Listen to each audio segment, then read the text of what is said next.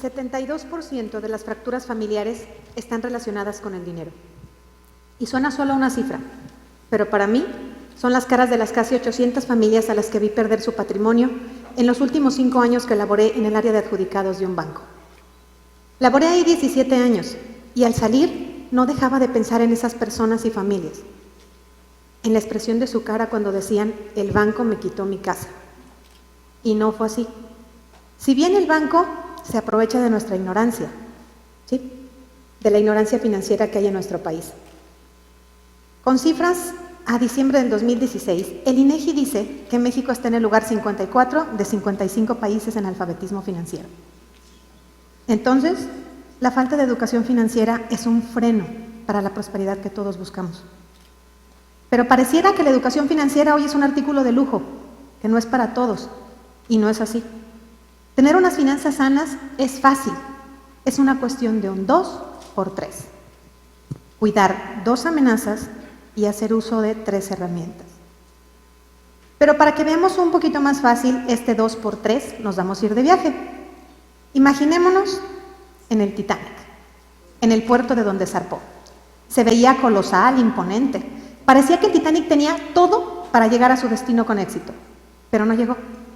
Y no llegó porque no cuidó sus 2 amenazas. Pues el Titanic somos todos nosotros. Y también tenemos nuestra meta, que es llegar a alcanzar esa libertad financiera de la que todo el mundo habla. Pero entonces, ¿por qué el Titanic se hundió? Veamos su primera amenaza. El iceberg. Sabía que estaba ahí, le avisaron que estaba ahí, pero no lo midió. Y cuando lo vio, ya no alcanzó a dar la vuelta. Y fue lo que le causó el daño enorme. Para nosotros, esa amenaza también tiene una parte que vemos, que es el gasto. Y también tiene una parte que no vemos y que si no cuidamos se va haciendo más grande cada vez, que es la deuda. Y está ahí, ese iceberg está ahí para todos, porque todos tenemos gastos y la mayoría tenemos deudas. Y el peligro está en que si no cuidamos cómo gastamos, se va formando la parte más grande que no vemos, que es la deuda. Y es bien fácil llegar a gastar más de lo que ganamos. Y no hay pierde. Si gastamos más de lo que ganamos, se está formando deuda. Esa deuda es la que nos puede llegar a hundir. La parte peligrosa de la deuda es la tasa de interés que pagamos por ella. El INEGI dice que el 86% de los mexicanos o tenemos tarjeta de crédito o algún crédito. Pero lo preocupante es que el 90% de esos que tenemos tarjeta o crédito, ni siquiera conocemos la tasa de interés. Y la tasa de interés es el costo del dinero, es lo que pagamos por él. ¿Y por qué pagamos por el dinero? Porque cuando lo necesitábamos o lo queríamos, no lo teníamos. Entonces, el descuidar esta parte de gasto y que se esté formando deuda, es lo que nos puede llegar a hacer un daño irreparable, como las personas que perdieron su patrimonio. Con el Titanic, lo que le causó el boquete que lo hundió. Pero bueno, para esta primera amenaza tenemos 2 herramientas. La primera herramienta, identifica la diferencia entre necesidades y deseos. La mayoría de los mexicanos invertimos mucho tiempo, dinero y esfuerzo en necesidades inmediatas. Creemos que lo necesitamos todo. Y el secreto está en pasar cada gasto que hagamos por la prueba de los 3 meses. Cada gasto que hagas, pregúntate, ¿puedo vivir sin esto 3 meses? Y si honestamente la respuesta es sí, entonces no es una necesidad, es un deseo. No lo compres. Haz de esto un hábito. Cada vez que vayas a hacer un gasto, pasa cada gasto por esa prueba de los 3 meses. Y así verás cómo vas a ir gastando menos, cómo se va a ir controlando el gasto. Y ya todo lo que ahorres en no gastar en los deseos te permite usar la herramienta 2. Que la herramienta 2 es controla y reduce tu deuda. ¿Cómo se hace? Haz una lista de tus deudas, identifica la tasa de interés. Recordemos que el INEGI dice que la mayoría no sabemos cuánto es la tasa de interés de lo que pagamos. Ya que lo tenemos claro, entonces hay 2 caminos. Empieza por pagar la deuda más cara. ¿Cuál es? La de la tasa de interés más alta. Y si todas son de tasas similares, entonces empieza por la cantidad más pequeña. Con eso vas a ir viendo cómo se va reduciendo tu deuda. Con estas dos herramientas mantienes controlado el iceberg. Digo, va a estar ahí porque seguimos teniendo gastos y seguimos teniendo deudas, pero lo vas a mantener controlado. Y si se te acerca mucho, vas a alcanzar a dar la vuelta. ¿Qué fue lo que no sucedió con esas familias que perdieron su patrimonio? ¿Y qué fue lo que no sucedió con el Titanic? Amenaza 1, 2 herramientas. Recordemos 2 por 3. Nos vamos a la amenaza 2. La amenaza 2 es no tener suficientes salvavidas. ¿Y por qué eran importantes los salvavidas? Porque en el hundimiento del Titanic no solo se perdió lo material, se perdieron muchas vidas. Y eso hace relevante la cifra que les dije al inicio. El 72% de las fracturas familiares están relacionadas con el dinero. Porque en problemas de dinero no solo se pierden los bienes, se pierde la estabilidad familiar, se separan las familias. ¿Pero qué pasó con el Titanic? ¿Por qué no tenía suficientes salvavidas? Porque no los consideró necesarios. Tenía el espacio y no lo aprovechó. Y para nosotros, esos salvavidas son el ahorro y la inversión. Y también para nosotros no son necesarios. El INEGI dice que solo el 18% de los mexicanos tiene algún ahorro y que el 92% ni conoce ni tiene ninguna inversión. Pero entonces, ¿cómo se generan estos salvavidas? Fácil, con la herramienta 3. La herramienta 3 es utilizar todos tus recursos, no solo los físicos. La mayoría de los mexicanos solamente utilizamos el esfuerzo físico para generar ingresos y nos olvidamos de los conocimientos que tengamos, los talentos, las relaciones, el entorno.